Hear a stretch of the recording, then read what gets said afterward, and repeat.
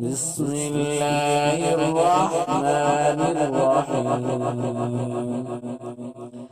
والتين والزيتون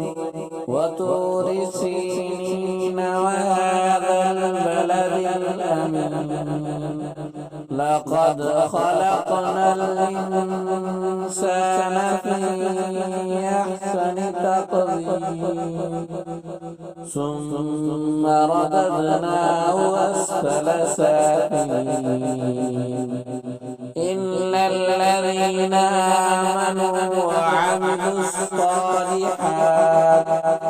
وعملوا الصالحات فلهم أجر غير ممنون فما يكذبك بعد بالدين أليس الله بأحكم الحاكمين صدق الله العظيم.